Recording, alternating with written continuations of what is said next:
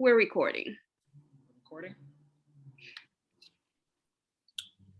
So at 6 and I will start.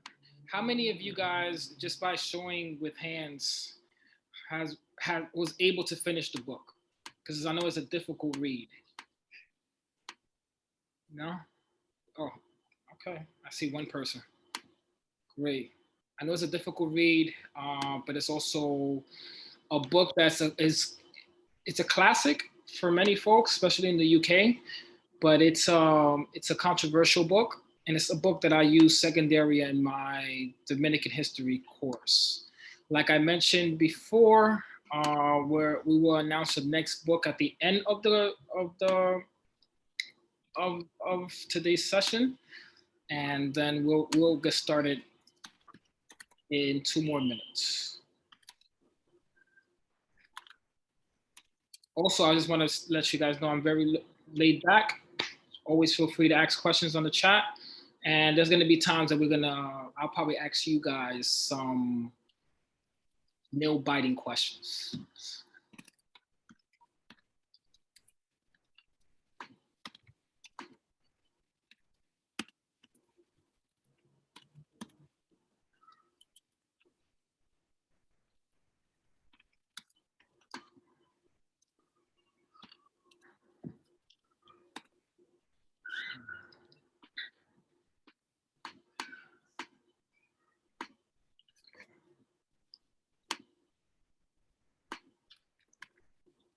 This is in the book. All right.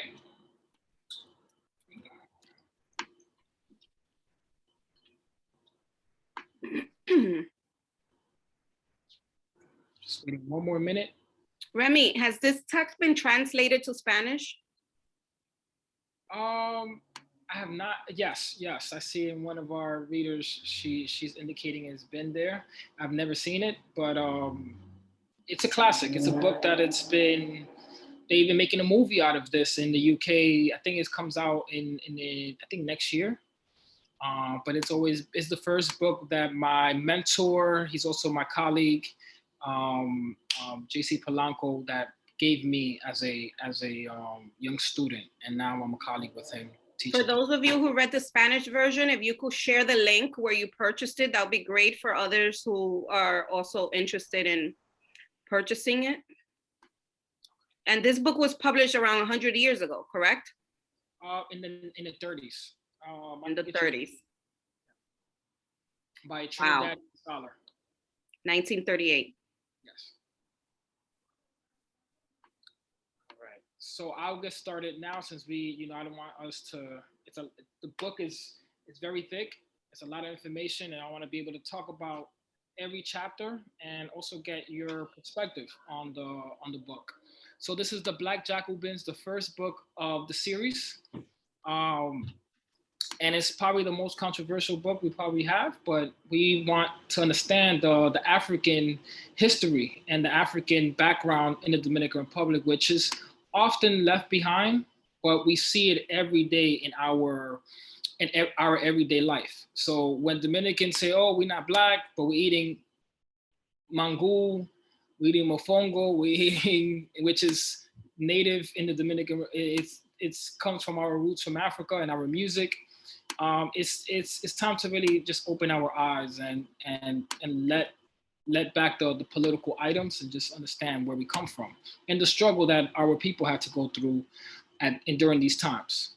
So my name is Professor Remysell Salas. I want to thank the amazing Angie Abreu for allowing us to do this today with the Dominican Writers Association.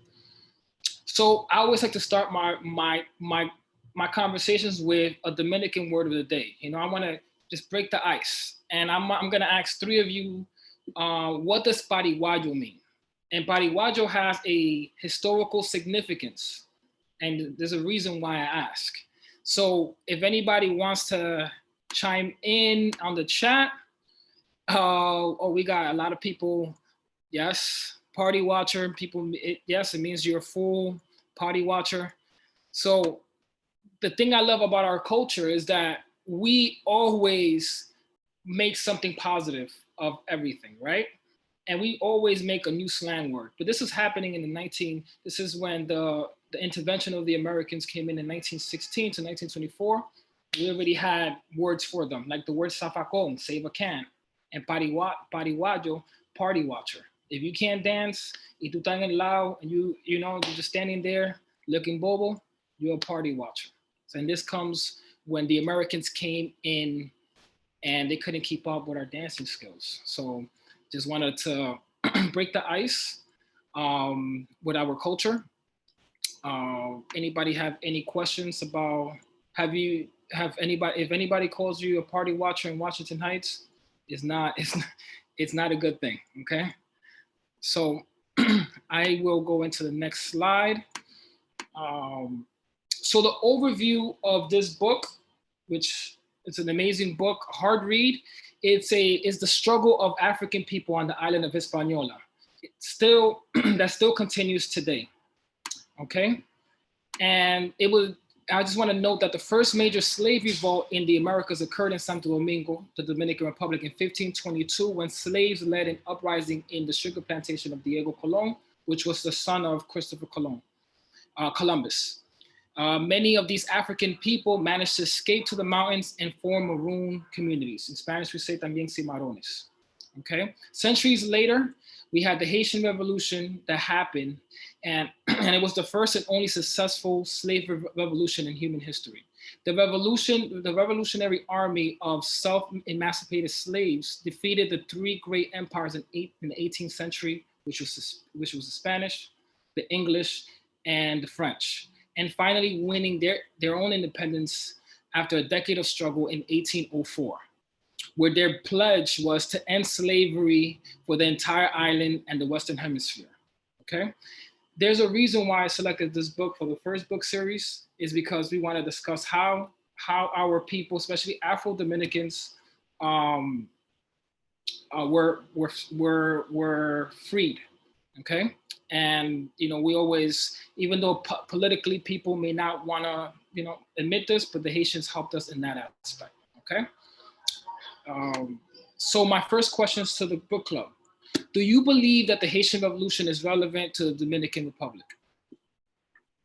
And we could probably let some folks speak. Oh, say heck yeah. Okay. Just want to make sure. Do you want me to unmute people, Remy? Yeah, I want to hear from, let me hear from one person at least. Let me just pick somebody, possibly anybody that wants to say anything. Like, let's just put Uplift. Uplift is on. You could unmute yourself. There you go. Hey, what up? What's up? Yeah, and me and Remy have this conversation all the time, but there's no, the island had a shared struggle, so there is no Dominican Republic without the liberation of Haiti from its French colonizers. Perfect. Thank you so much, Mr. Uplift. So, and my next question is, what if the Haitian Revolution never occurred? Where would the entire island be today? And this is just a physiological question. Hypothetically, you can mention, what do you think? Where will the island be? Will we still be dancing bachata? Will we be speaking a different language? What do you guys think?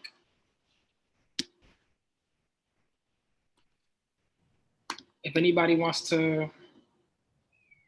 Hello everybody, my name is Naomi. I think we'll probably be still under control of the French, probably slaves to be honest, because I feel like the Haitian Revolution started, it was very important for the freedom of every other slave around the world. So yeah. Very good. I like that. Anybody else wants to add? Me. Hi, my name's Princessa. I think, I think it's valid to say either maybe we would not have been under any sort of rule. Maybe there would have been a different sort of revolution of some kind, or maybe there would have been a slow progression to something that might have been liberation or might have been somewhere halfway in between. Because throughout all of the Americas, we've always had slave revolts, sorry. So it's inevitable that something would have happened or a series of events would have happened. But whether it would have been a big revolution, like what the Haitian Revolution was, and something as like um, monumental is up for debate. Yep, I agree. Hi, I'm Jerry. How you doing, Jerry? Good. I just wanted to say that I think didn't the Haitian Revolution also inspire the other revolutions in Latin America, because it was the first, not just the first Latin American country to have a successful independence, but the first Black, Latin American country. So I think it's not just DR that would have been affected. I mean, that wouldn't have been affected, but also possibly much of Latin America. Yep. So just to give you a historical lesson, they helped out La Gran Colombia, it goes into 4 different nations, which includes Venezuela, Colombia, Ecuador.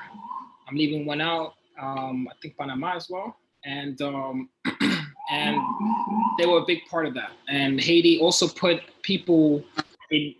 It was one of the main reasons why slavery was ended in many parts of the world. So we're going to discuss that in the last chapter when they get independence, and why when they go into the Dominican Republic. Because when we think about this time, let's think of the elites. Sometimes they write the book, but what were the Afro-Dominicans doing at this time? Because if you see a guy on a horse, a Black guy that looks like you on a horse, how are you going to react? You want to be able to. You're probably going to stand differently. It's something that I discuss in my class many times. So just try to put yourself in the context of that time period. So everybody has great input. Thank you. So we're going to go into, before I go into chapter 1, I just want to speak, give you that historical lesson in terms of why the island split and one of the many reasons. So I call it always more colonies, more problems, okay? So the Battle of Tortuga Island that started in 1625 was between the Spanish and the English and the Dutch, which they became allies. Not the Spanish, it was the Spanish versus the English, the Dutch and the French. And finally, by 1679, the French and the Spanish agreed to divide the island for themselves. Spain retained control of the eastern side of the island and called it Santo Domingo, which we know today is the Dominican Republic. And while the French won the western side, they call it Saint Dominique, okay? And in the space of 100 years, French merchants and planters turned Saint Dominique, that colony, into the richest colony in the world at this time, okay? There were other factors that played a big part. So the Treaty of Ratisbonne was signed by European powers that put the end of piracy and the French, and made the French the sole colonizer of the Tortuga Island, making them very, very close. Does everybody know what Tortuga Island is? It's on the top of Haiti. It's a real small island. And then the Treaty of Rysnik in 1697, it was signed by the French and the Spanish monarchs to formally recognize the western side as the French colony that we call as Saint Dominique in the official split. Okay, some people may not understand why that occurred. Just wanted to give you some context before we get into the chapters. I see a lot of things being mentioned, and very good input there. Going into the first chapter, which they speak about properties and they speak about Black slaves and how they viewed Black people at this time. Even though it says it early on in the book, why was the reason it was approved to bring Africans to the New World, to this side of the world?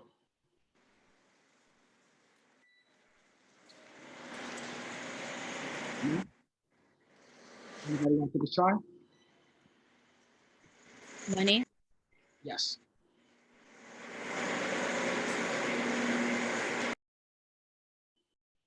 Okay. Well, it was approved by the Spanish, by Bartolome de las Casas, because he saw that the Taino population was dying at an alarming rate, and a lot of genocide was happening in that aspect. And he looked at Africans that they like they didn't have any souls and less than human. So they started importing African slaves to this side of the world. They also know that African people from Africa they could sustain a lot more labor and physical, more physical labor.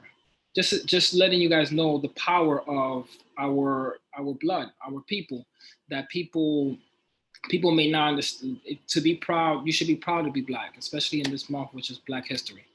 All right. Also understand that this is the first place where they brought slaves to. So, so going into the first chapter, which is the property and Black slaves. In the beginning, they erupt with 500,000 slaves that labor in Saint Dominique's plantation to fulfill the demands. The European powers plundered Africa. In total, they got about 12 million slaves in this side of the world. And they were subject to the Middle Passage, genocide, rapes, and many generational backbreaking plantation labor, where they sacrificed life over profits. And we're going to discuss in chapter 3 and 4 how money was more important than people. All right. What did you guys get from the book in terms of how they viewed Black people, Africans in general? If you want to speak, you could unmute yourself. Okay. Does anybody want to say anything? How do they view them? Oh, okay. I'm reading it. Yeah, capitalism. They view them as just commodities, right? So they did not see them as just property. But how do you think the mulattoes looked at slaves? Because I felt like that was very interesting in terms of chapter 3 and chapter 4.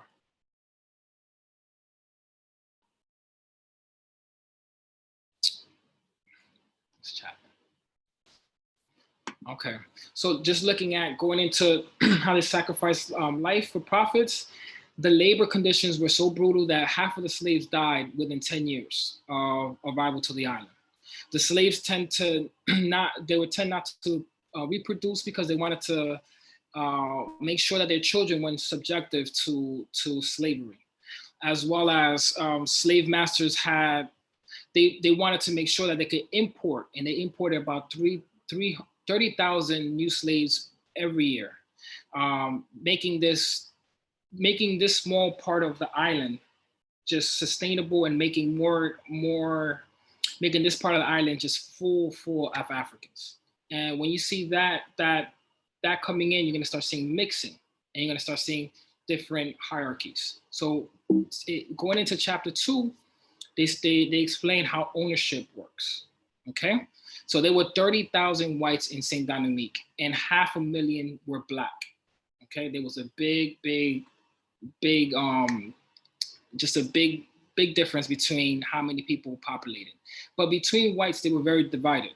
So you had the Grand Blancs, which they were called the big whites in the book, and the Petit Blancs, which are called the small whites. Okay, they kind of always went against each other because everybody wants power. Okay, at this time, they were very, very thirsty for power, as well as money. And the Petit Blacks hated everybody. I mean, they were at the bottom of the chain.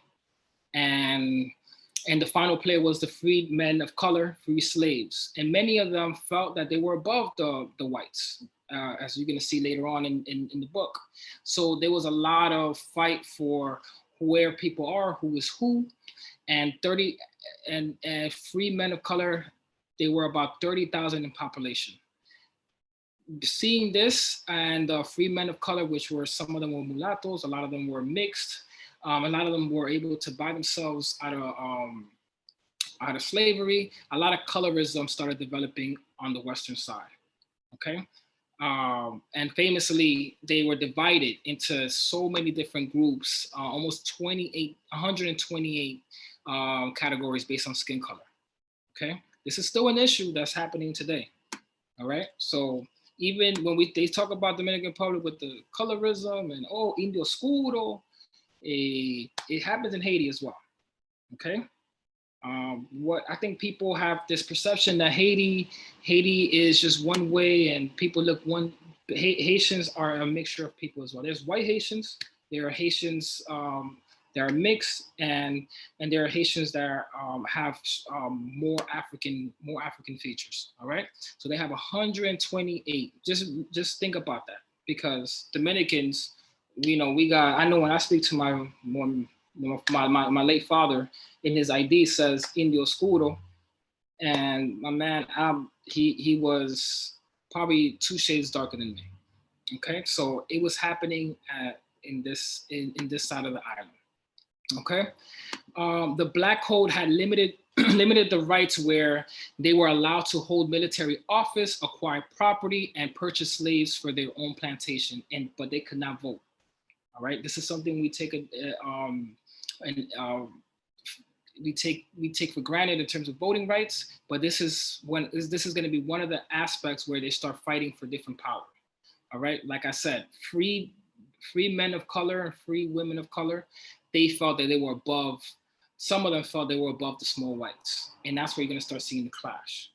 All right, Haiti had to be able to. One of the most famous phrases in Haiti, they talk about la unión hace la fuerza. And that's going to be in the later chapter where we talk about how they were able to come in together for the revolution. Does anybody have any questions?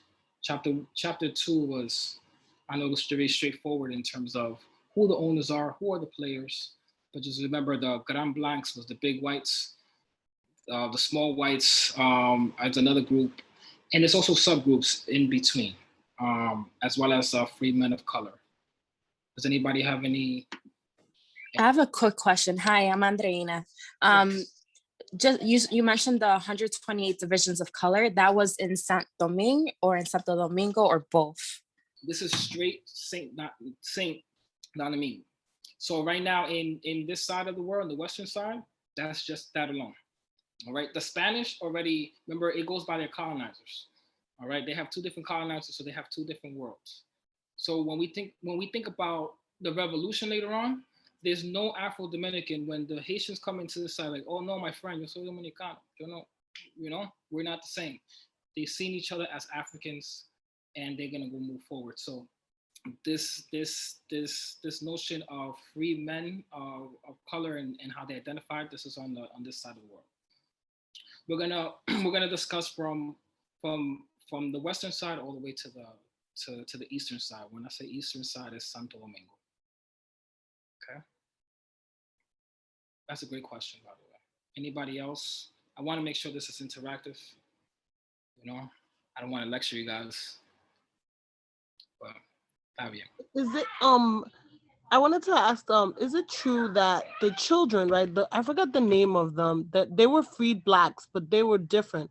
They weren't the ones, they were the children of the like they were the mulattoes that we would equivalent, but they were like in the society kind of, they dressed the same. They said that was one of the few places where that actually existed, that the freed Blacks had so much power, the ones that were children of the elites.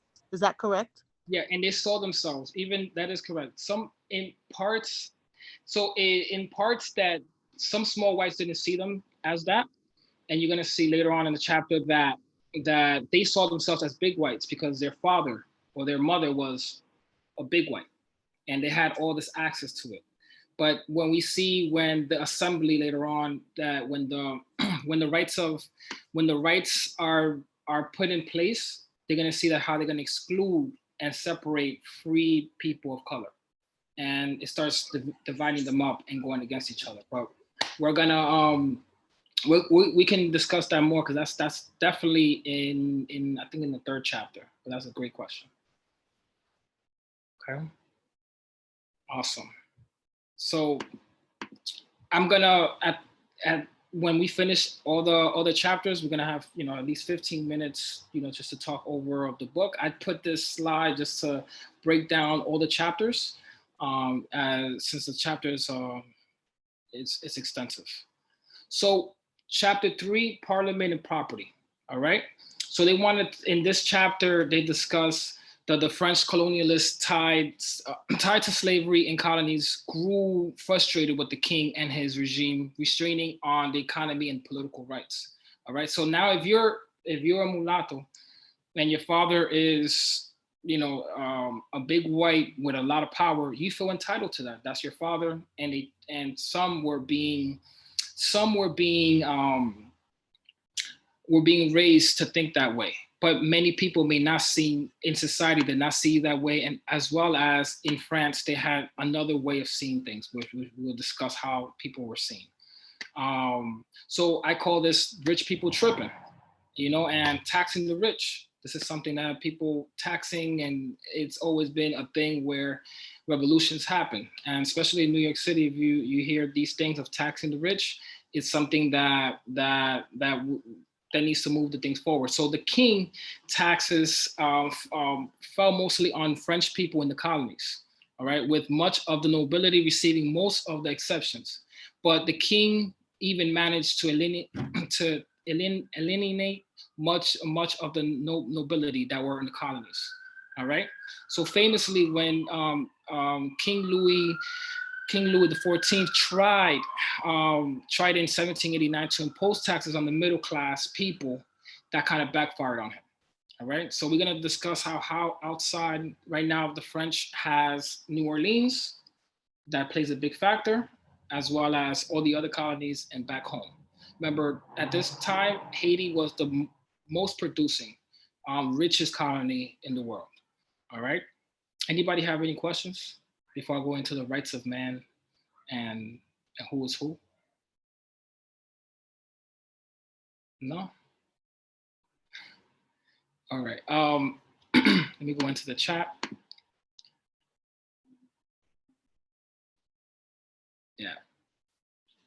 Alexander is on point in 7 years. So I just want to say, yes.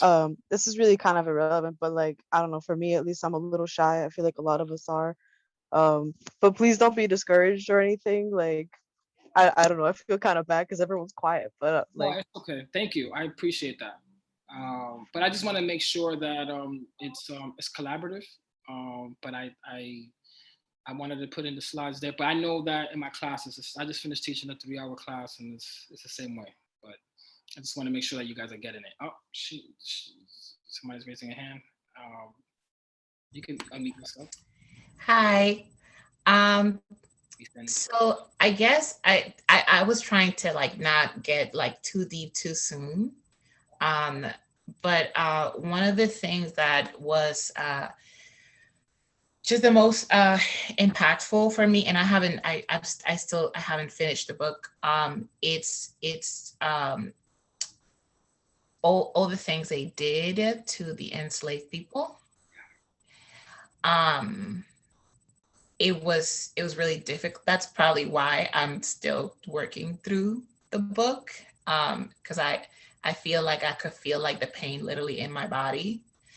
And I just want to know if the atrocities that happened to the enslaved people in the colony of San Domingo, if it was the same in the other side of the island, even though they had different colonizers. And we can, that's excellent. Anybody wants to take a stab at it? How is it looking in the other side? How was slavery and what was going on with colonizers at this time? Because it's very interesting that you mentioned it. Hi, my name is Alexander. How are you doing, Alexander? Want to thank you, one of the perhaps few non-Dominican people here. So I can't necessarily speak for what is now the Dominican Republic as far as how enslaved people were treated, but generally in the whole Atlantic world, whether it's the British Caribbean, the French Caribbean, Dutch Caribbean, whether it's the Southern United States, other parts of Spanish America, generally speaking, the disciplinary regime, if you will, slavery is basically the same. There's different laws according to different colonies, but in practice, it really depended on the enslaver or the owner. And generally, it was relatively consistent that it was brutal, whether it was whips, whether it was gags, whether it was chains, anything that was that James describes in the book, perhaps happened as extensively across the entire Atlantic system of slavery, because Atlantic slavery is an innovation of slavery, because slavery has existed since perhaps the beginning of humanity. But what made this regime so unique was its productivity, as mentioned, because both Saint Domingue and Jamaica at this time too would both be the most flourishing colonies because of enslaved labor, and that was through that brutal disciplinary system. And so sure, you could say that different colonies had different laws regarding slavery, and they have different traditions, because a lot of the French and the Spanish and the Portuguese use Roman law, but it doesn't mean anything when it comes down to either the plantation or the driver or the overseer at that moment. So hope that helps. Hi, I wanted to respond to that. Yes. If I can, or did you want to respond to him first?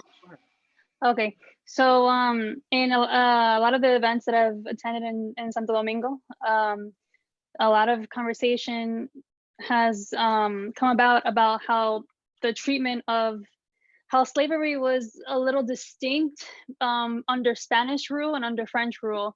Under Spanish rule, there was more mixing. So the colonizers mixed, or however you want to call it, with their slaves, and the type of work was also different. So there were distinctions. And from what I've heard, it was harder on the Haitian side. And yeah, so I just wanted to put that, because that's a point of conversation that we have on the island, is the differences in that. I mean, there might be some loaded biases for why there might be that conversation of the distinction, but also there's also some interesting tidbits about the differences and how enslaved Africans were treated on both sides of the island. Absolutely. Thank you so much, Jerry and Mr. Bobo and everybody that's mentioned. I want to just piggyback on that part. So when the 100 years of misery that happened in the Dominican Republic, there was a lot more mixing. Of course, slavery was looked at. Slavery's just looking at other texts. I don't know if anybody has read The Dominican People. That's another by Inoa and Saga. That's another great book I use in my class. It describes when a French colonizer went into the eastern side and started making fun of how relaxed slavery has gotten in certain parts of the Spanish side. So they even started having more. Some of the slaves were drinking and being more relaxed. So slavery in the French side was very brutal, especially in Jamaica, was a lot more brutal. And that's why I think that later on, when you see both countries in 1822 to 1844, you see how the brutality that the Haitian Revolution went into when it went to the Spanish side was a lot heavier than they expected, because when they fought for the Haitian Revolution, they fought in terms of they're not going to see no more of their people enslaved. So yeah, it's called the Dominican People. So it's similar in every place, but it got a lot more relaxed in the Dominican Republic because of more of the mixing, as well as the 100 years of misery. So where all the Spanish left and went into other colonies, and that played a big part in terms of Yeah, Remy, and agree with you. That's what I wanted to tap into. What people got to understand is that what you now consider Dominican Republic was technically an abandoned country. What had happened was that the Spaniards wanted to conquer a continent. So once they got to the Dominican Republic, they were like, okay, we can't exploit the resources like this, because the high production colony is the French's right now. So they kept heading more westward and landing in different parts of the continent, right? But one thing to note is that what people have to understand is that the French colony was a machine. Like, these people were like producing amount of wealth that even when, and I know Remy's gonna get to it afterwards, like the French were like, yo, y'all want us to stop invading ya? We need our money back that we lost on our colony. You know what I'm saying? So they basically, the revolution won, but it was taxed because of the laws. And then Puerto Rico played a huge role on why the Dominican transition, like literally the name Puerto Rico, you know what I'm saying? They literally made that their main point before they headed over to Spain. So thank you so much, everybody, for this. So both sides are playing. So we're gonna discuss how life is in the western side, as well as we understanding how the eastern side is. And during those 100 years, a culture is developing. So if you're a Spaniard and now you have 100 years, your grandkids are there, they're going to be very different from the Spanish back in Europe. So later on, they're going to start seeing the differences in terms of culture, and culture starts developing naturally. So then one of the things that in the book of the Dominican people, the only reason why I mentioned that is that there was a letter sent from the French to the Spanish making fun of how the colonizers has developed culturally, and they started having rooster fights with their slaves. They see cockfighting like a thing, and you start seeing this whole different culture coming in, and they laughed at them because they're not on their money. The French people were all about their money. So just to get back on chapter 3 and what's going on here, because the rights of man played a big part. And when we talk about how it divided people and also brought out the racism and slavery in terms of the rights of man when that was put out there. So writing a mass movement, the assembly issued the Declaration of Rights of Man, announcing that all men are free and equal within the assembly. And the Friends of the Blacks demanded equal rights for free men of color and to abolish slavery. Okay. But the Frenchmen in colonies who had their representatives within the assembly attempted to silence them because they're like, hey, we're making so much money. We're getting paper. If I'm going to talk to you, I'm not going to talk to you like as an academic. They're getting paper.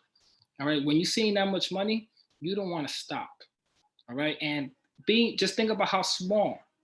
You have Brazil. You have all these other colonies that were a lot bigger than Haiti. But Haiti was producing way more. So just think about the brutality in Haiti, all right?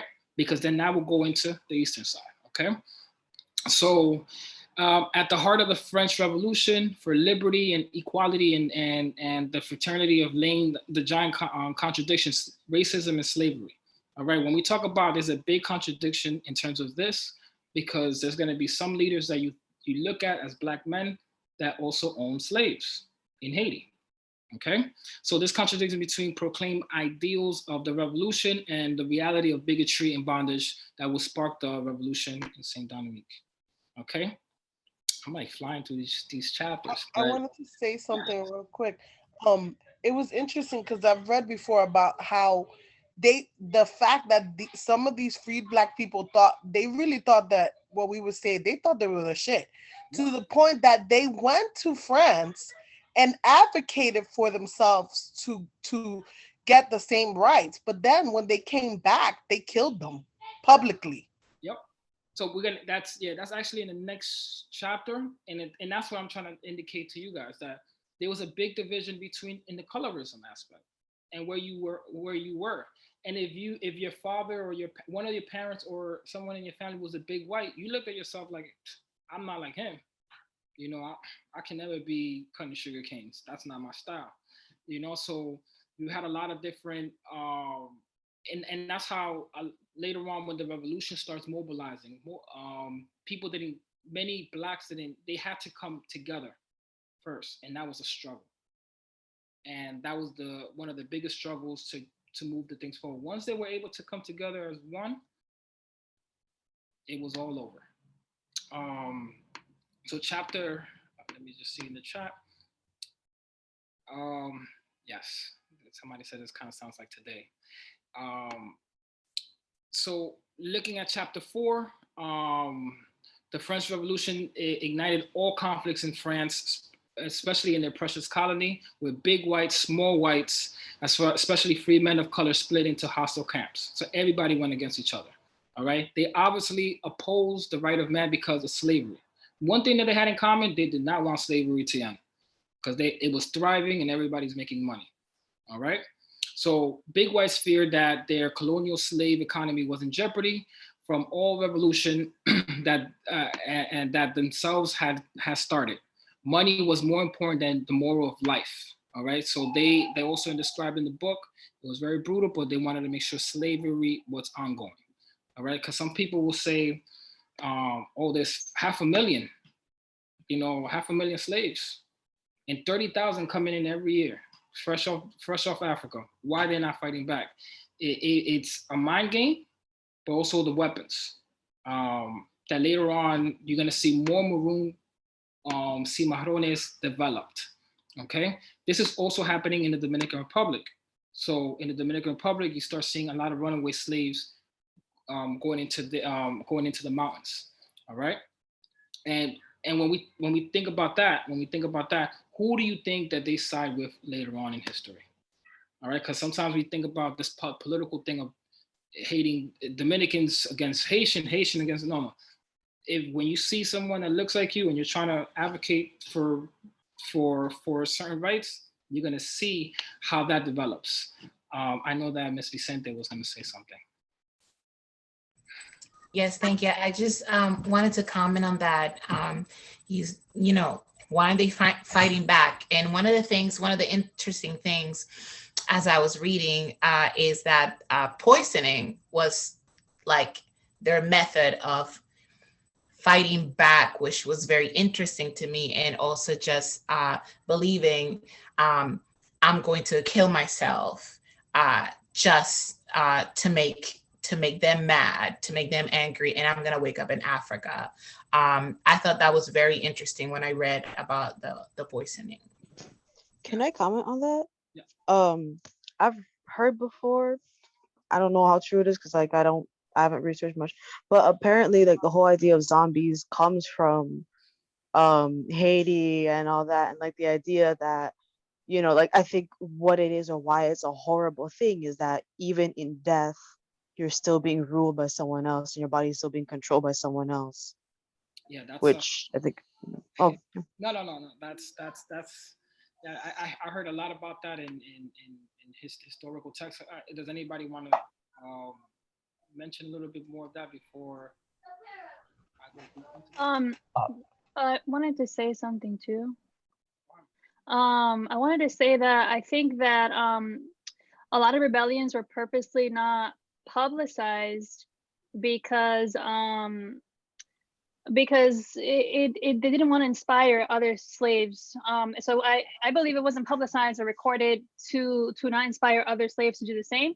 And when a slave revolt was recorded, it was usually followed by it being a failure and how horribly they were punished afterwards. Because how is it that there's such a huge community of cimarronaje in San Juan and all these parts, especially during the 1700s and the 1600s in DR, and the ones we hear about are the failed ones, or the ones where the punishment was so brutal that it scared other people from doing it. So I do believe that there was a lot of rebellion and revolts and that were successful, but they're not going to be recorded. Yep. Because that's terrible, and the reason why the Haitian one was recorded was, how could you ignore it, So I just wanted to add that because I feel like it's just a part of history that is not that we can't point it out, but I really believe it's there, and we see it with all these free communities throughout the island, in the mountains, in Villamella, and etc. Spot on. I wanted to ditto what Jerry said. There's a great Cuban film called The Last Supper. I don't know if you guys have seen it, and it's about owner of a plantation in Cuba who was replicating the Last Supper because he was fearful that his slaves were going to revolt. I don't know if you guys have seen it. It's a very old movie. It's called The Last Supper. I might try to. I see some people have seen it, but I've never seen it. But I just want to piggyback on, like what Gary indicated that look, the people that write history at times are not people that want you to know. Of course, they don't want you to know the winning of certain groups. And also, if you're being the oppressed, they're not going to put a cape on you and make you look like the hero. So I think there's a lot more history out there that can be dug up.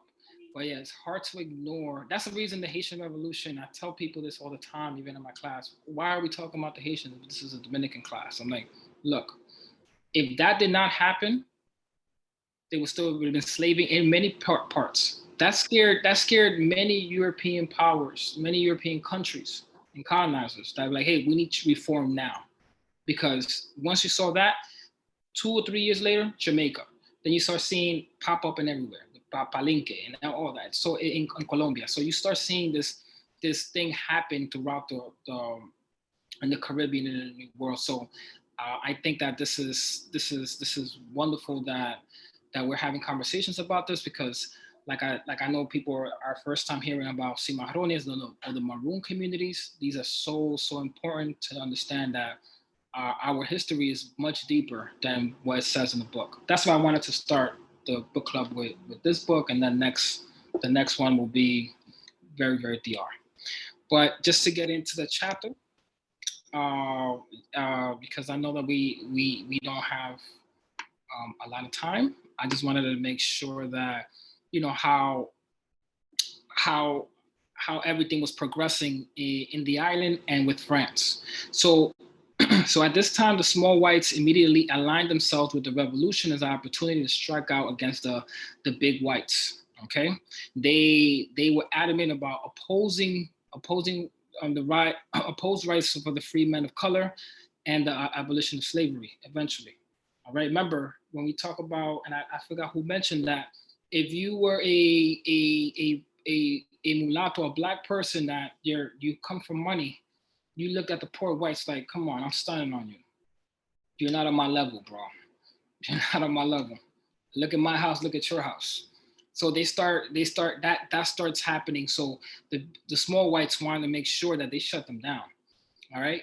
So you start seeing a lot of cliques being developed in terms of social classes, and various white forces battled out their conflicting ideas in the colonial assembly to set up the wake of the revolution.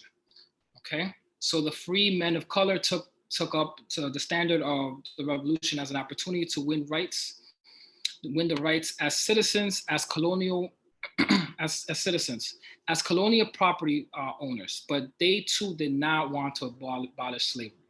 All right. So if you was a free person, you also wanted to get this money, and it doesn't matter if the person you're exploiting looks like you.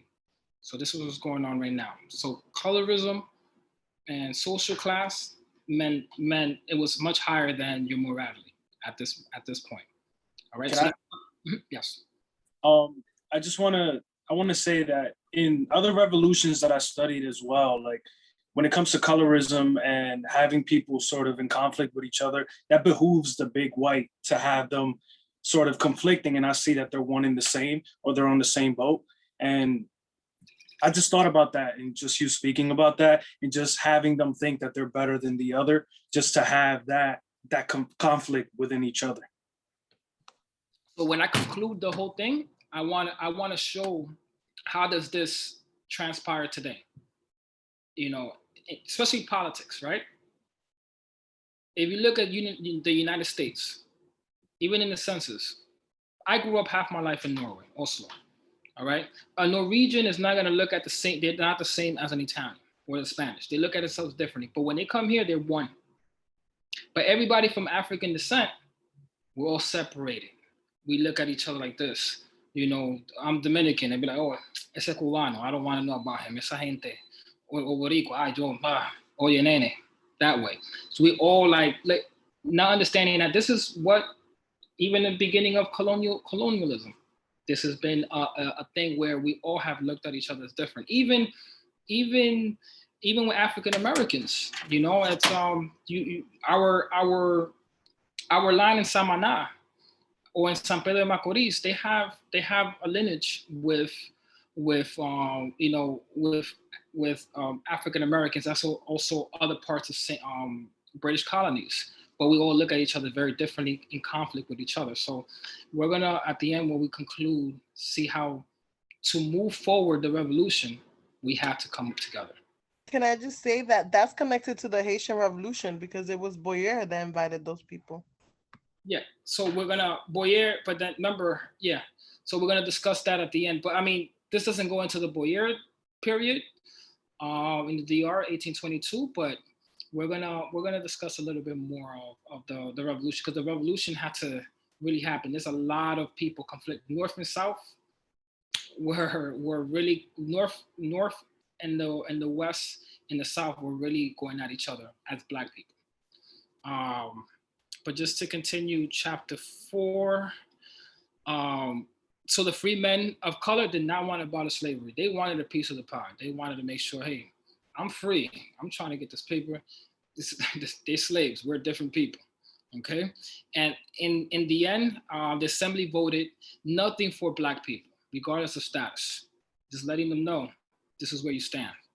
After a furious debate, they passed a resolution that all people of the age of 25 and with property, which many did not own, qualified, would be granted the right to vote. And this is only for whites only.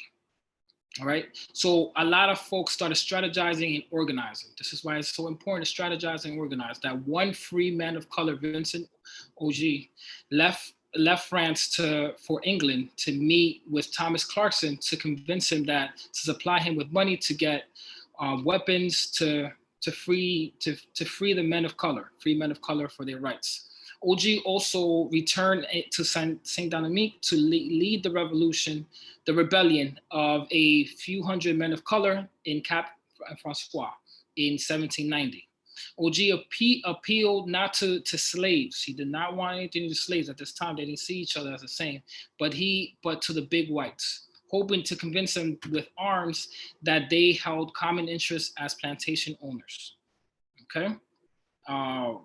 And the big whites denied him and killed him and his men to spark the rebellion that had been lit.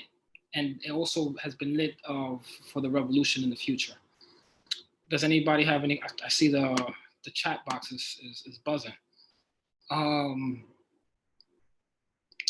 Yes. Does anybody have any questions in terms of how they were able to strategize, and they saw that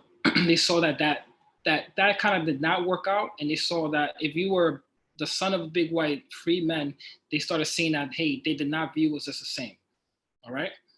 And they did not see themselves as slaves. So they were in this pocket and in this gray area, which they didn't know how they're going to move things forward.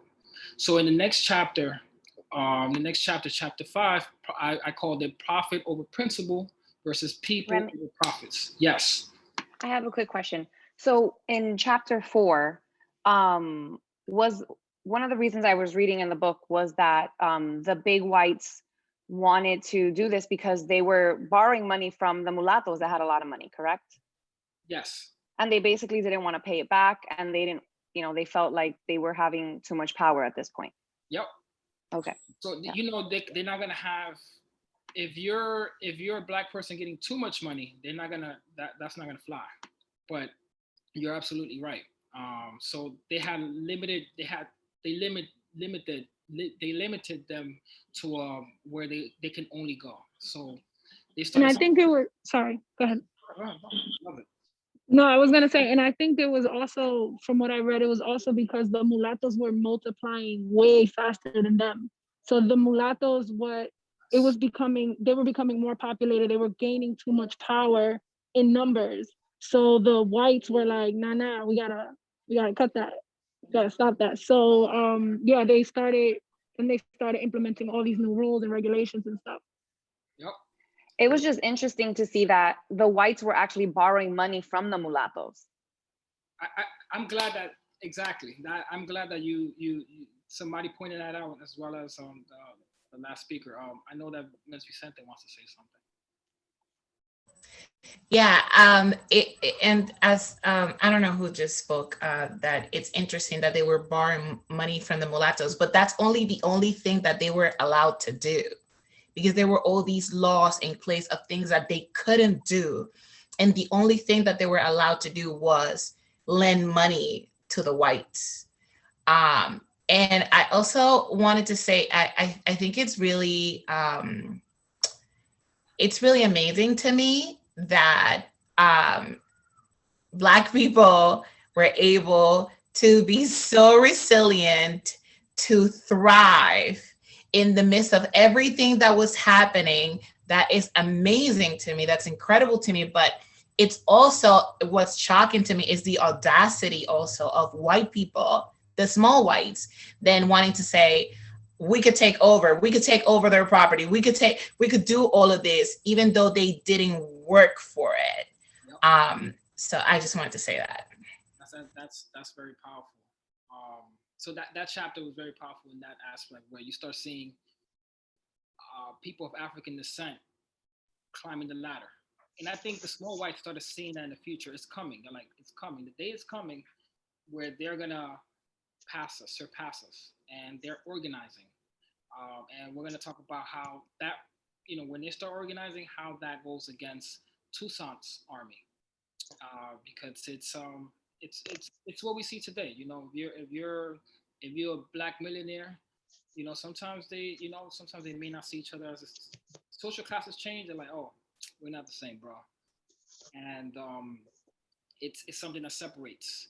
But meanwhile, with the whites, everything is, even though they may go against each other, they always kept their laws to favor them.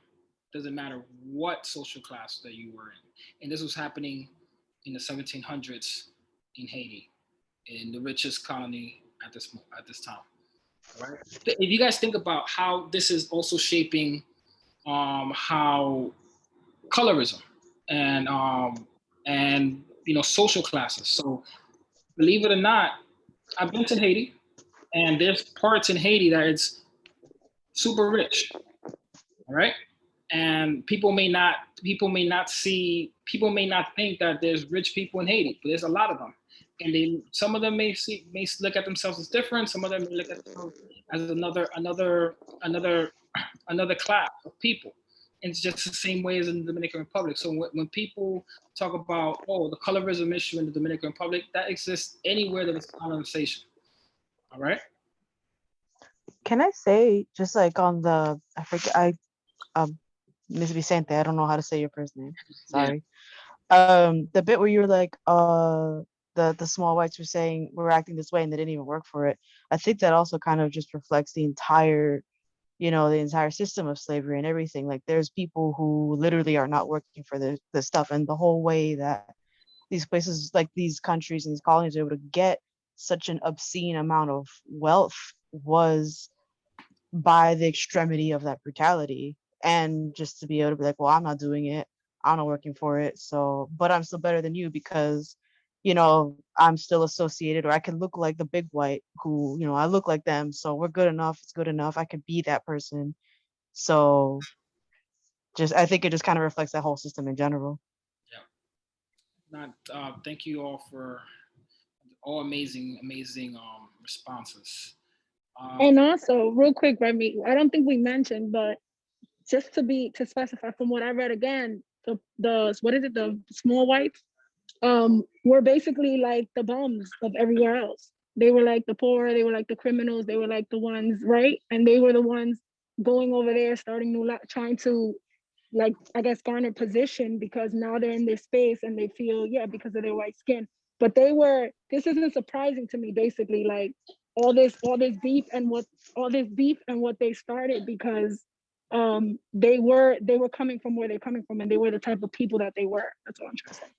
But doesn't that, like, I like, yes, I really wanted to answer that. Like, I feel like that is like the whole American dream. I know, like, that's like the US, but I feel like it's relevant to the whole area where it's like you could be anything and you could like make it to the top and be rich. I feel like that is the, the person who is just like that, whoever, from the lower rungs of, say, French society or whatever, come over here and just get a couple slaves because you're white. You can get a couple slaves and just amass all this wealth. If you work hard, DK, like you can make it and you can become rich and you could be a big man. Like, that myth, that American dream, I think is exactly that. Like, it's just some random person come over and do all this and get wealth because they're white.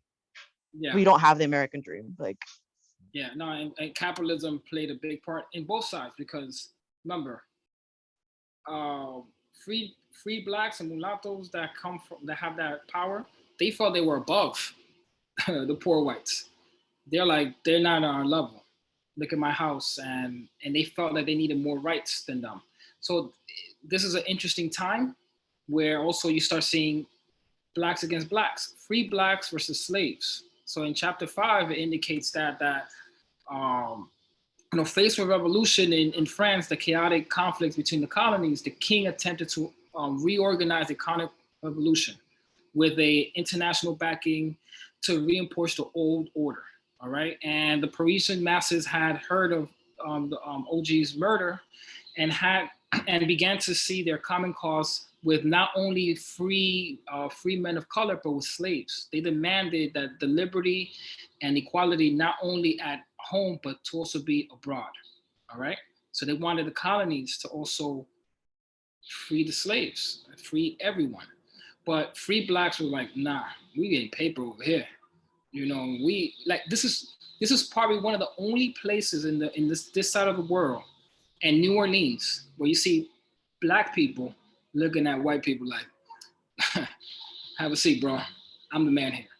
Okay. Yeah, Remy, and remember that one of the most exploited groups was the indentured servants, because they would sign a contract for X amount of years, and most of them died in that process because they weren't meant to be free. You know what I'm saying? So they would get voyaged into the colonial sphere, right? To the west,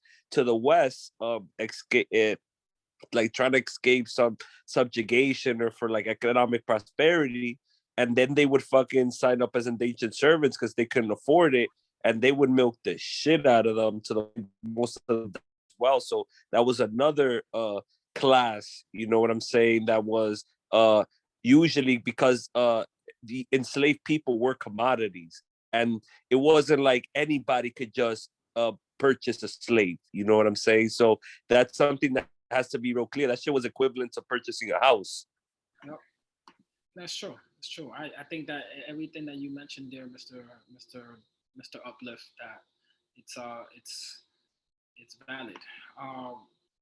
So in terms of chapter 5, this is where you start seeing how free blacks are advocating that they want to keep slavery, and then back in France they started to see the changes, and they want to make sure that they want to make sure that they can see how they can liberate everyone. But under the pressure of the radical masses, the assembly again debated the question of the rights for free men of color. And they argue the rights of this group, but also defended slavery before the assembly. They granted only the rights of a selected few, 430,000 free men of color. And on top of that, they defended slavery on that. They defended slavery and the attitude of the French high society. All right, stating that slavery was absurd, but it is an establishment, and it's established, and one cannot handle it roughly without unloosing the greater disorder. This regime is oppressive, but it gives the livelihood to several million Frenchmen. Okay, and when you think about that, it's like I'm talking about. We're making enough money, so we got to think about the money.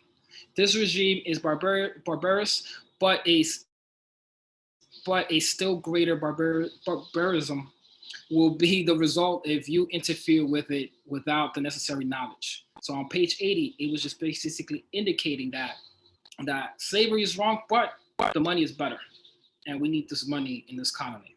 So slaves found out that everyone is organizing, and they were being left behind. All right. Therefore, they began to organize with other black slaves and black and free blacks that denied their rights. So on chapter 6, you start seeing the rise of that. Even though Toussaint was not a slave, he was educated. He was very, very smart, as people indicate. Even in the book, they were indicating how smart he was. He had slaves of his own, and he achieved he had achieved a lot as a free Black man in Saint Dominique, but he realized later on, yes. Oh, Question, yeah. Remy, I thought he was a slave. It says he no, was a slave. in the beginning, and then he became, he was able to be freed.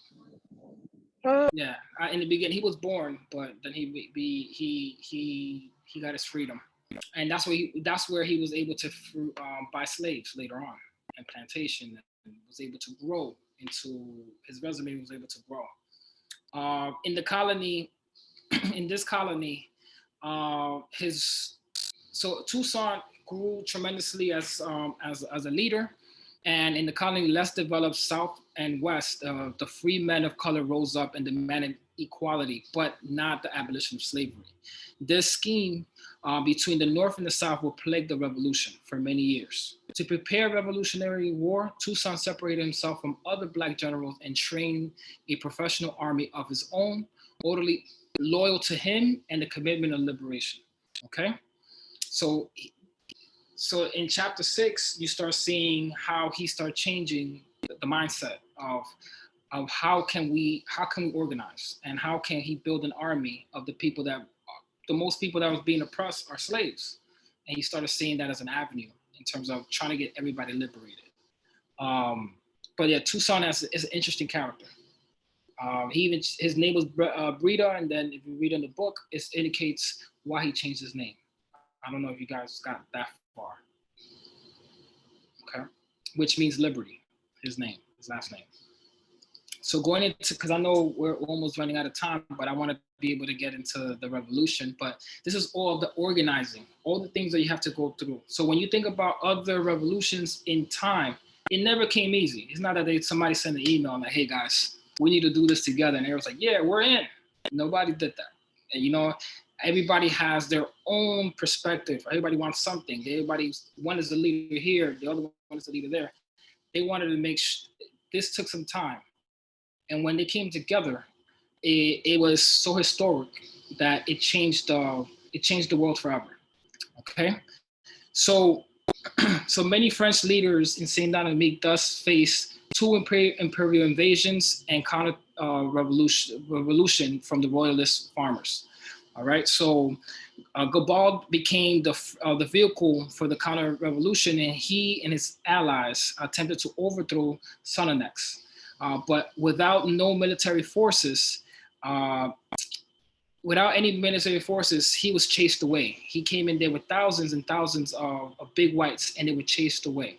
Okay, Sonanex had no choice but to appeal to the slaves' military support, and he promised them their freedom in 1793. So these people that became free and flourished in victory, it's about 10,000.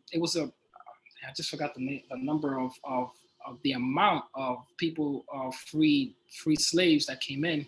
They all decided to join in as an army and continue fighting in this revolution. I'm just gonna fly just a little bit into La Unión hace la fuerza, okay? Because I want to be able to go into this and go into Santo Domingo. So territories of Black leaders, they were very separated. Like I mentioned, the North and the South were very separated. The South wanted more, they wanted to keep slavery. The North and the West, Toussaint's army, they were ready in terms of liberating and moving the country forward, all right? One of the things that happened that was monumental at this time was the Treaty of Basel of 1795 that gave, so when some people say, oh, Haiti just, took over the Dominican Republic in 1822, no. It was a treaty that made the whole entire island French. And then you had the Spanish Boba period. So it was a lot of things happening in the island. And that's what made the Haitian Revolution come into the Dominican Republic easier, all right?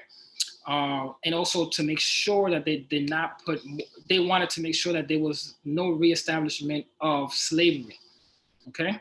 So if you was Dominican at that time and you seeing this happening, who are you think gonna be? You're gonna be like, nah, I gotta keep cutting sugar canes here because we're Dominican.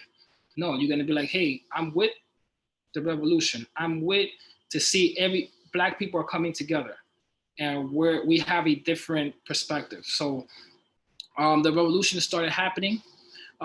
France defeated the English and the Spanish in Santo Domingo to re-establish colonial order. All right. So the Treaty of Basel succeeded, and France took over the whole entire island. I mean, they technically on paper. Sonanex brings out guns from France to provide it to the Haitian leaders to prepare attempts, and the North and South joined together as all people of color. All right. That's probably the biggest fear for the big whites, and the biggest fear for the small whites when they saw everybody come together. And right there, you cannot. It's a force. Okay. He freed the slaves in Santo Domingo because Napoleon aimed to restore slavery. Okay. He seized control of the Spanish section in the island to prevent being used as a staging ground for the French invasion. Okay, that's very important. So when I talk about a lot of like the Dominican part, because I'm a very, very proud Dominican, but I never want to go after the at this time period how Haiti helped. If you're enslaved, we got help from Haiti. It's controversial and all the politics that's going on right now. We want to make sure we acknowledge that part. All right. So while Napoleon wanted to continue slavery, Haiti helped out in that aspect. Preparation to restore slavery, the revolution. Sure, that's nice. That's nice, bro. The way I put that tab there is because Napoleon, that's how they looked at it. When he saw that the Haitian rebellion is growing and people uniting, he did not care about that. Napoleon's mentality at this time is that he's the most powerful man in the world. All right. He felt like no one can stop him. Okay. So it was a big blow to his ego when the Haitian Revolution defeated him. And that kind of trickled down in terms of what happened throughout the world. And then that's how we see later on what happens in Louisiana and around the world, where we're going to get into the next chapter. So the revolution, Napoleon and the French big whites had by now abandoned the revolution's egalitarianism in 1794.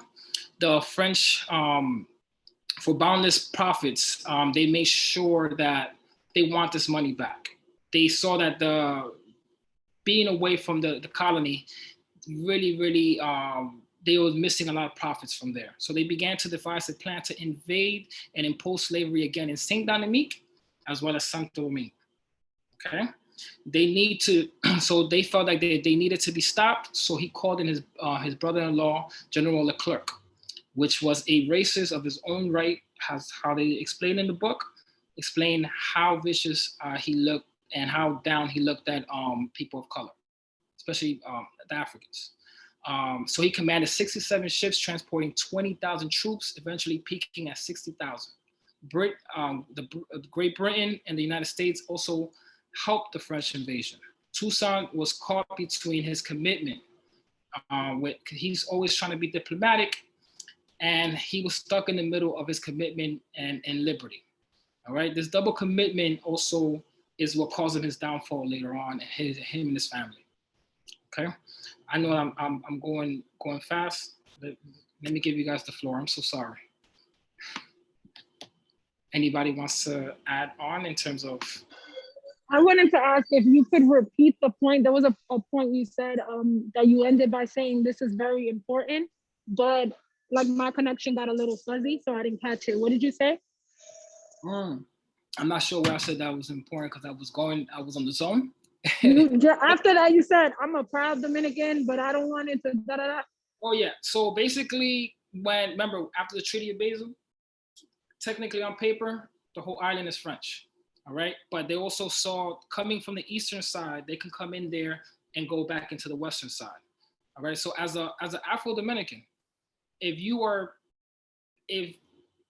the Africans from the western side is helping you not become a slave anymore, because these new guys that the French, which are more brutal than the Spanish, they if the Haitians were able to kick them out or help stall them, you're gonna tend to go to the people you look like. And especially if you're a slave, you're looking at this guy with a whole Power Ranger suit. You're like, man, who's this guy? Oh, this guy's chopping Master's head off. You're intrigued. Anybody will join the revolution. So at this time, there was no political lines in terms of, oh, I'm Dominican, you're Haitian, oh, cero coro pa ti, okay, I'm from this side. No, they came together. All right. And it's something that beyond politics, we have to look at in terms of what we are as people of color and how we came together. The entire island as well as in the Caribbean. So that's why I was going into being proud. So the French came into Villa Santo Domingo, and Toussaint and the clerk, negotiation between Toussaint and the clerk is what actually led to his downfall.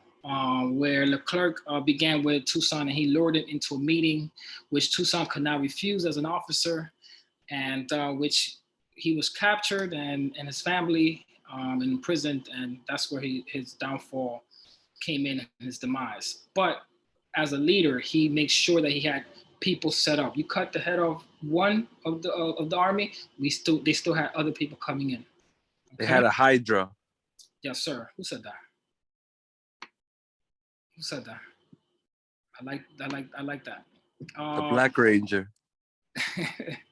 Yes, and so they wanted to keep the fight for independence going. So liberty hung by a thread. The struggle for preservation was preceded not by the generals, but the Black laborers. They rose up and they heard rumors of Napoleon's restoration of slavery in Martinique, which is a neighboring island, and Guadeloupe in 1802. The old big whites who had fled Saint Dominique started coming back in the hopes of restoring slavery and getting back their old plantations. All right, because they're like, hey, there's money to be made. We're about to get this paper. If you made $1 million 1 year, you always want to make that money. Okay. The Saline declared the goal. The Saline was a little bit more vicious. There's always a guy in your crew that you got to tell him, hey, chill. If something happens, you got to be like, hey, the Saline, you got to be careful. You can't. The hothead, a little bit of a hothead. So the Saline declared. Come on, Remy. He wasn't he was a slave that said, "Word, y'all killed my mans. I'm about to fuck all y'all up right now." I know, but not. He's a hothead because se le fue. He's a hothead. He was out here he killed 600 whites. That man is a hothead. Yeah, how many slaves were killed before that, and how many people you had? Fucking, let's talk about how Toussaint died. They starved the nigga to death in a fucking cell, bro. Yeah. Right, but I mean, when I'm talking about the part in the book that I'm talking about where it says he killed 400 to 600 whites, he was in a rage.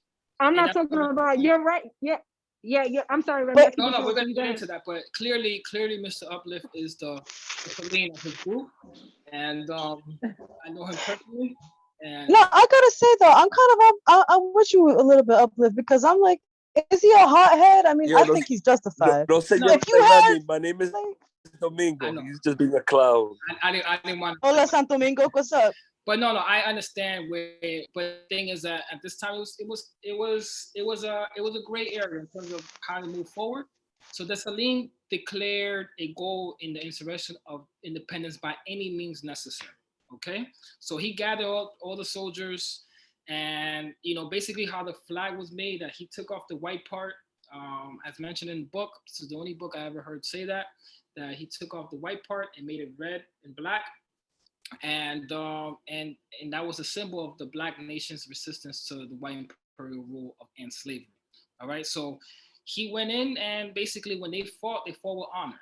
They said that this is we're gonna put it all on the line, and they fought.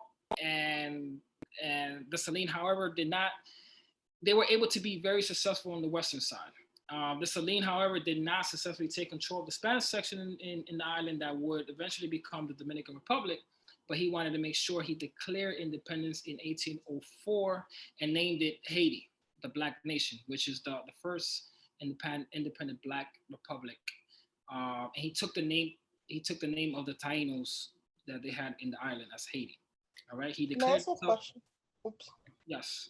Yes. So my question is, going back to that discussion of the brutality, it's all a political strategy. I'm not asking this whether I agree or disagree, but my interest in the Haitian Revolution came from the fact that the whole world turned their back on Haiti as a result of that, because they were like, you're not gonna kill all these white people, and we as white powerful people are gonna even recognize you as a country.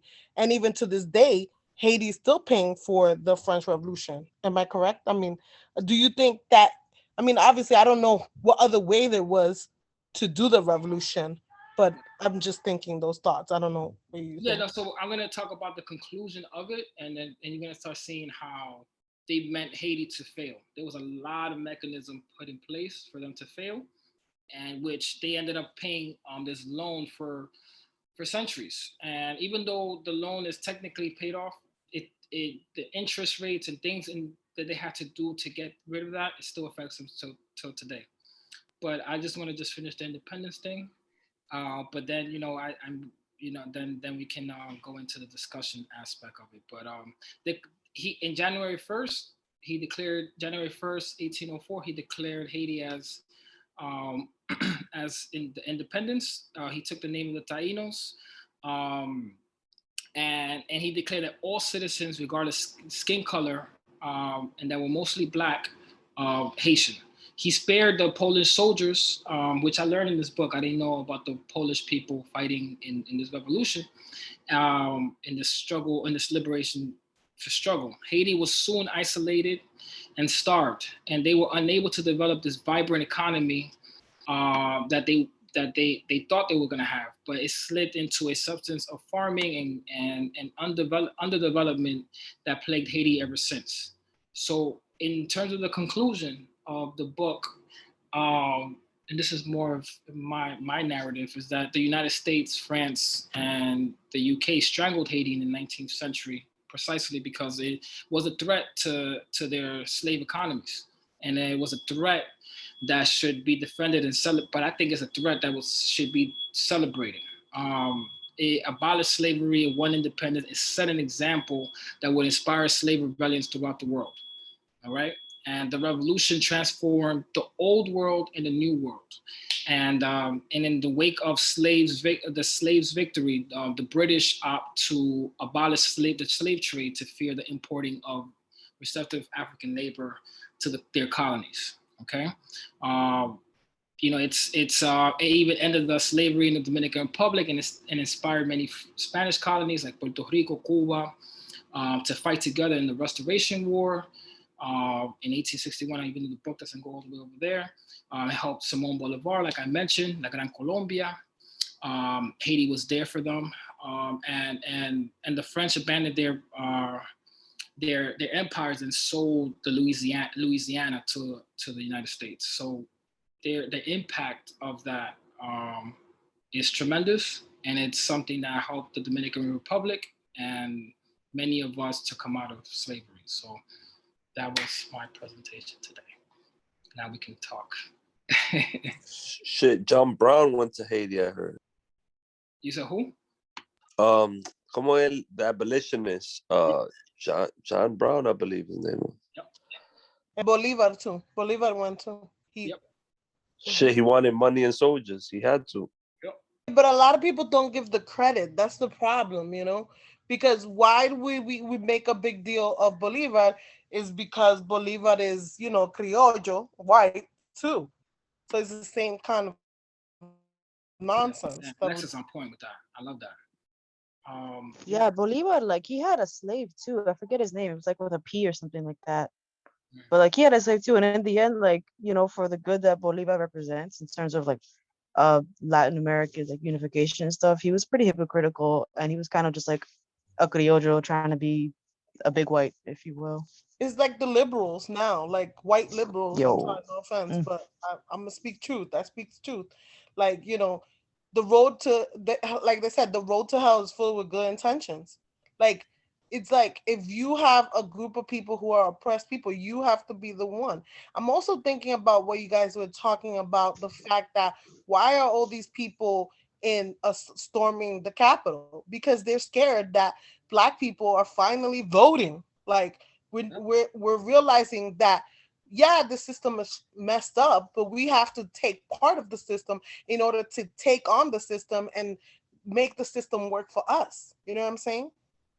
And they see that, and I think that those they see the changes coming in, and this is why the small whites started seeing the changes coming in, and things are happening. So that Miss Encarnacion, big ups with those, that response. But yeah, this book is something that I wanted to make sure we start the book club.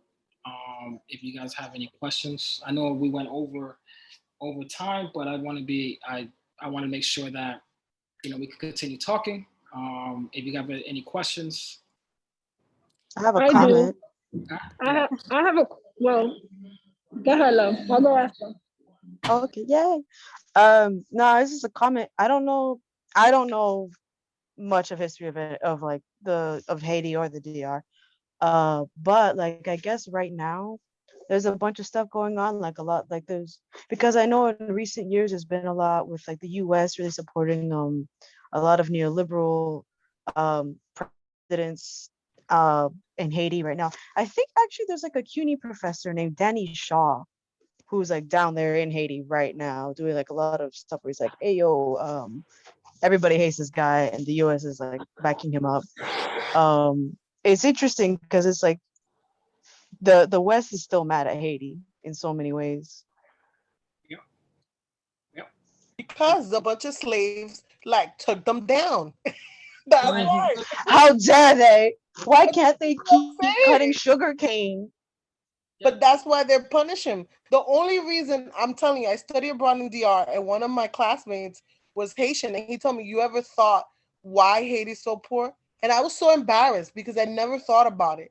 And he's like, "You never thought about it," and I'm a history teacher. I teach high school, so I this is my thing. I spent like 2 or 3 days on the Haitian Revolution. I'm telling you, I seriously do because of the impact that it has, and it proves that this is why to this day people don't know about this. Why don't we know? And it's not only about Haiti, and it's about anything that Black people do, that women do, that any oppressed person does. We don't know about it. We're just like, oh, like, like the whole thing with the hidden figures. Yep. I'm like, why are we still having first this in 2021? It just makes me very upset.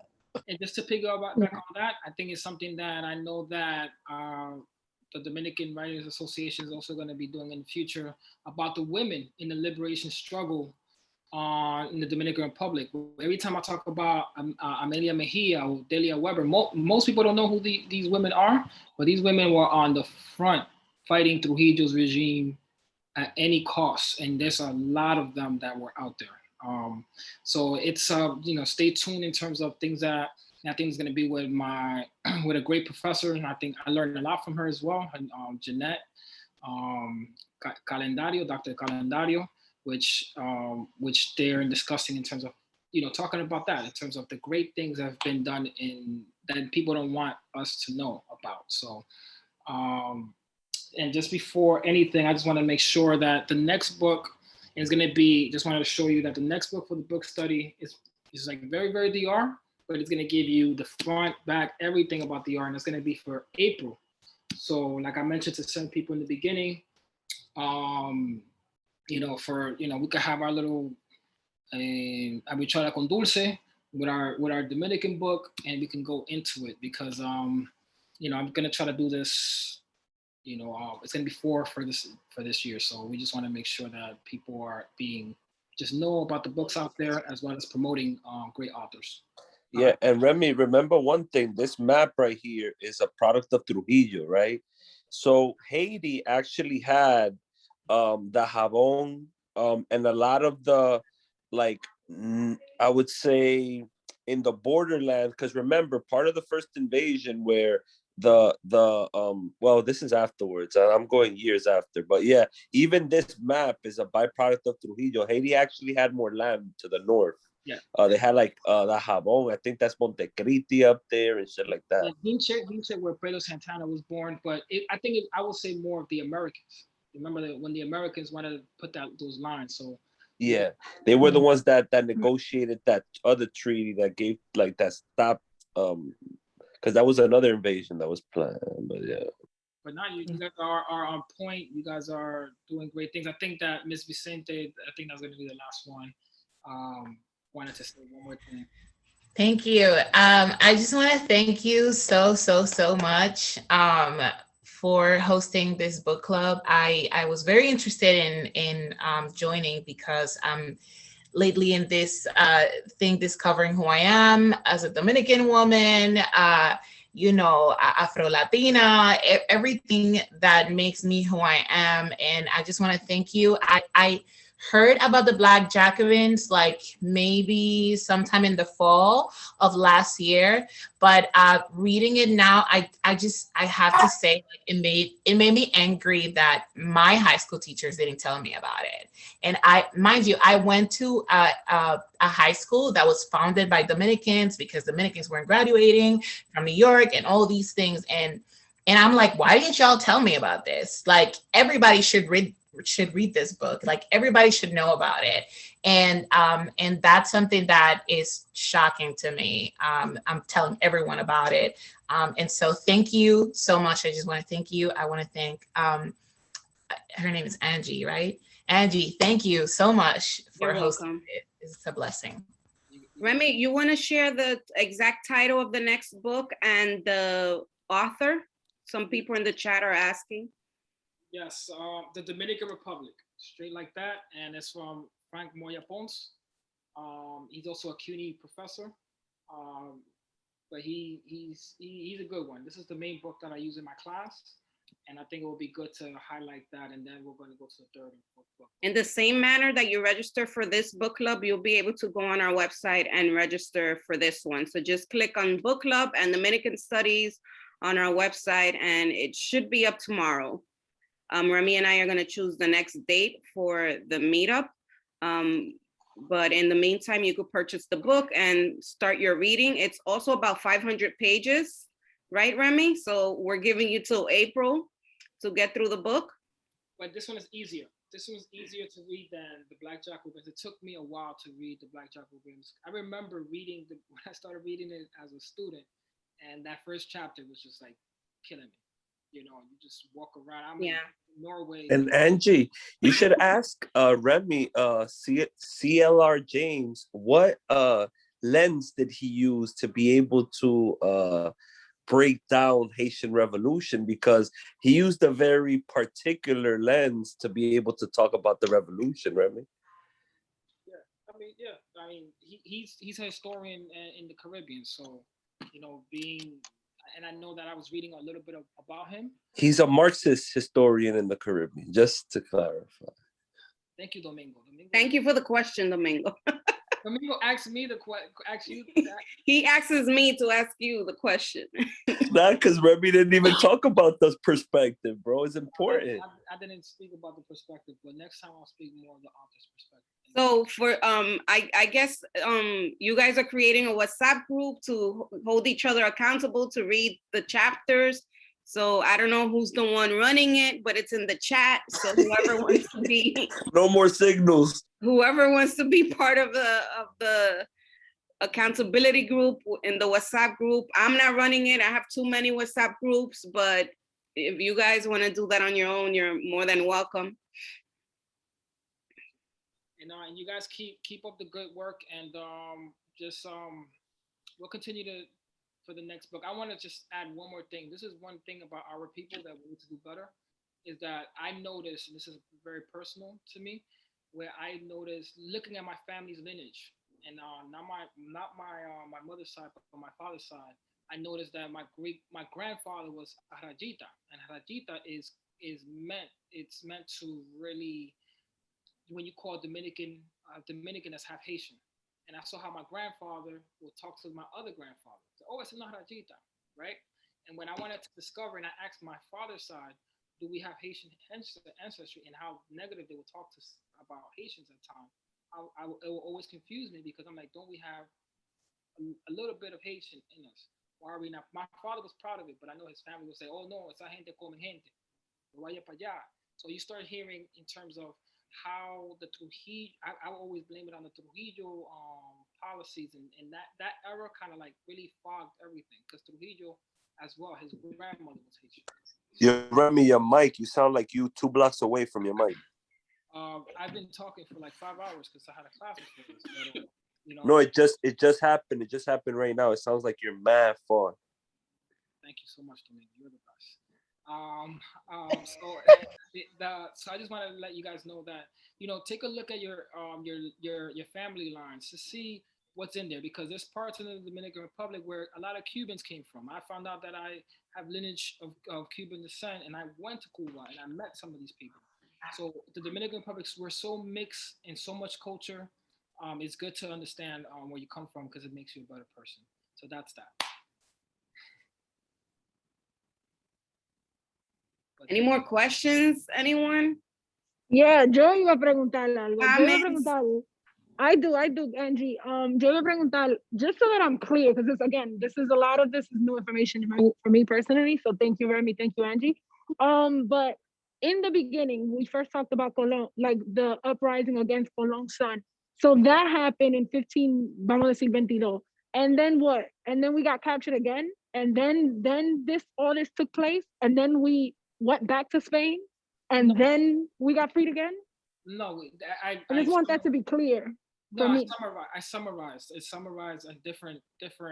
You know, the first rebellion happened in our side and the Dominican side, but and then also highlighted the Haitian Revolution. But there was a lot of them that were not put in books, just like how Ms. Gary indicated that a lot of them were not slave people of African descent were always rebellions. So, but I just wanna understand, like, so we freed ourselves at one point in the very beginning, then got captured again, or like fell under rule. Those maroon communities just went, and they went to the mountains and in different parts of the islands they have different maroon communities where they go into their you know, they have their own village. But I was just going from, you know, we didn't have a lot of time, so I just skimmed from 100 years to another year. But there's a lot of maroon community that still exists. There was a documentary in terms of a maroon community still in Jamaica that still they govern outside of what the Jamaicans do. And there's parts of in Colombia. There's a lot of different communities like that. So, and it's something that I'm also looking into as a researcher of the different maroon communities and how, you know, some of them are, you know, they integrated. You know, some people don't even know that they have that in their family history, or they just want to, you know, it's good to understand what happened there, because there was a lot of things happening in the island and there's a lot of movements, especially in the island of Hispaniola. So okay. Yeah, I also wanted to say, sorry. You go ahead. So I don't know where my video went, but so anyway, so for example, like Sebastián Lemba was a very famous revolutionist in DR. He, you know, that's one of the rebellions that was recorded, but he had a bunch of people who were helping him. At one point in history, the white people on the island of DR could the Dominican side of the island couldn't even walk without having a bunch of them like with arms, because it wasn't safe. That's how big some of these rebellions got. Like this is in history recorded. And so how did these groups get so big if there weren't successful revolutions? You know, just looking at the size of Sebastián Lemba's group of freed enslaved Africans, you can tell that there were successful rebellions on the island. And when you go to communities today, like in San Juan de la Maguana, there's places that I've gone to where you have to go between mountains, over the river, up the Cordillera Central, down up, and you're like, how did this whole community of Afro-Dominicans get here? And you're like, I was shocked to be there, thinking like, how did you guys choose? Like, how did this community choose here? And it was like, ding, a light bulb went off, and I realized this is probably one of those cimarronaje communities, because who chooses, let me go up between all these mountains, up and down. It was really hard to get there. and to make a whole community that's been there for who knows how long. So there were a lot of rebellions, but it's just hard to record it. There was also a period where Spain pieced out on DR. Not officially, but they took off and they found silver and better things in mainland Latin America. And so DR went, like, no había control. Tenemos mucho tiempo sin control en la isla, like it goes back a long time. And so, yeah, it's hard to record like the history of Simanaraje and the rebellions, because nobody who was recording a lot of the history, it was the white colonists and the conquistadores. So yeah, I just wanted to throw that out there, because I think it's important that we know this, so that we have pride. Like, a lot of people try to say that like we didn't rebel enough, there wasn't enough resistance, but there was. It just wasn't recorded because it wasn't constructive to capitalism and to white people and all that stuff. Okay. Gary's on point today. She's. Oh, is Jerry with a G, with a Jerry, like Tom and Jerry? Jerry for Geraldine. Okay. No, I've been saying up the whole entire time. Like, yes. I was gonna add on the point of marriage that it's a constant across the Americas. So wherever you look, wherever there was slavery, there was also marriage. And so there are a lot of different regional terms for it. In Venezuela, you hear them say like palenque. In Brazil, you hear quilombo. And then in the Caribbean, you hear marinage or cimarronaje. But it also happened in the continental United States. Part of the reason that it's so underrepresented is because in the United States, the Maroons were really, really, really well hidden in the Great Dismal Swamp and all over the place. But, there are Maroon communities in Mexico. The town Yanga in Veracruz was founded through a slave revolt. So my point being, not only are there still Maroon communities today, but it's not just limited to like the officially sanctioned, like the Windward Maroons and Leeward Maroons in Jamaica actually had treaties with the British government that sanctioned their, ability to hold territory communally. So they still have treaty rights with the Jamaican government that dictates their ability to hold property. Not everywhere has rights like that, but there are Maroon communities and Maroon descendants everywhere in the Americas, in every place. Absolutely. Can I add something, piggybacking from what Jerry said here?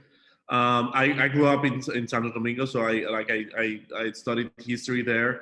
There's a lot of great things that you have said here, but also like whenever we talk about the white part of Dominican Republic, we have to remember that it was also not 100% white, in the sense of like a lot of them who came from the Azores Island in Portugal and the Canary Island in Spain were actually like, they were actually results of like interracial relations that like with people that were part of the slave trade. It was something that Jerry said that it was true, is that the island was somewhat abandoned by the Spanish and French, colonists, in the sense of, because there were richer lands in Latin America. And so a lot of the people who were not considered like white enough, quote unquote, for Europe, actually came to the island being already, mixed up. So even though there's like, also that explains a lot of the internalized racism that we see in the Dominican Republic, of people trying to be whiter than they are. So that's one point that I think it's important to have in mind. And also that it's true that there's a lot of gaps when it comes to the history of the Dominican Republic, and especially when it comes to genealogy records. It's not because of the fact that who was writing history, but also because of natural disasters and other problems, such as there was a fire in Santiago in September 6, 1863 or 62, that actually destroyed a lot of the records that we don't have access to it now. And like, unfortunately, there's a lot of moments in history that we have to kind of like reconstruct now based on, I don't know where we're going to base them from. But yeah, there's a lot of things when it comes to that. And also like, if you look into records and histories before, like from the 1800s, because of the product of war, I think like the the rivalry or the hatred for Haiti comes more from there than Trujillo, although Trujillo took that to like a whole new level, of course. But because of product of war, there's a lot of histories when it comes to especially towns in the north of what happened. Like, you know, there's a lot of histories when people were looking for shelter in churches that, you know, the soldiers would like barricade them there and then set them on fire. And those are things that came like to like they pass it on to generation. And of course, Trujillo used that to kind of like motivate that to you know, to take the hatred to Haiti to a whole new level. Yeah. You also have to, I'm sorry, but Yeah. you also have to be responsible of thought, right? Because thought is what perpetuates your action. So I feel like talking about the book today really should be the start of how we cooperate with others going forward, because Toussaint didn't see himself as just like a slave. Like, he used his knowledge to spread it to others and to elevate thought and to know like you as a person could fight without intelligence. Like, I'm trying to like colorism, right? Like with Dominican Republic, like I was taught to be like, okay, like it can mejorar la raza. But if you don't correct that thought, it would always be that. Like in order to tear down like colorism and what we see as like, okay, you're Black and you're white. Like if we take a test today, we will never be 100% of anything. Like we are everything. So I'm sorry, like your response was just so powerful to me, because, and just this book itself, because going forward, like 2021 without Trump, without like narcissism, hate, and just hatred, like going forward, like is about what you teach someone else and how to react to others without being reactive. Like, am I going on a tangent? I'm sorry. No, it's No, that was really good.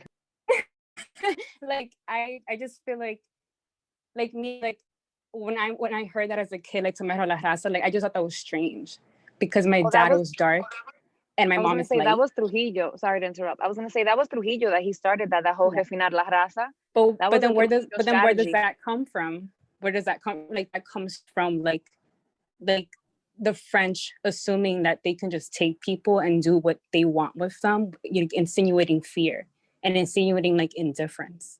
So it's like it was Trujillo's time, but it's like where did he get that from? And why wasn't he corrected? And why wasn't my grandparents corrected? And why like am I now figuring out that through this book that you can like you can't use colorism as a fear factor, like a fear tactic. It's like I am you and you are me.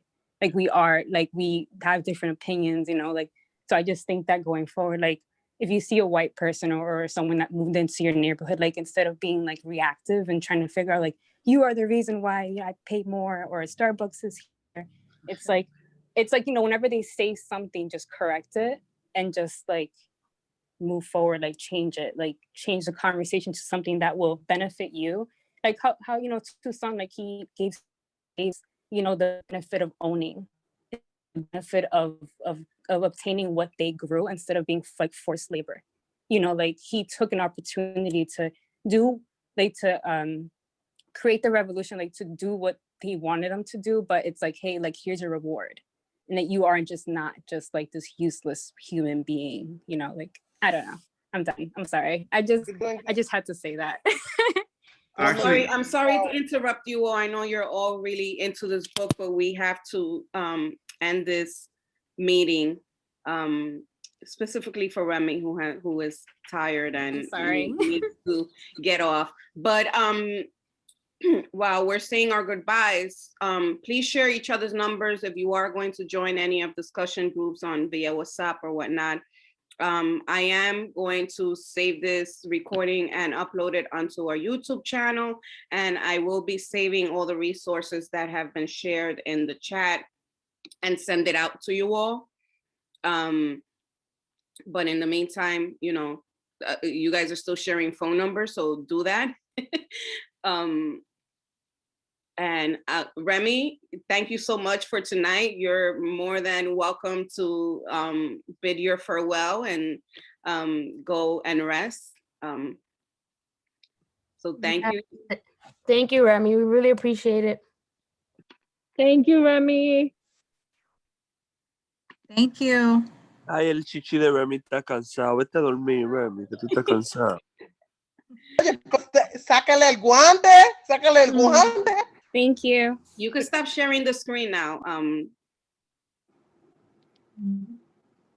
Remy.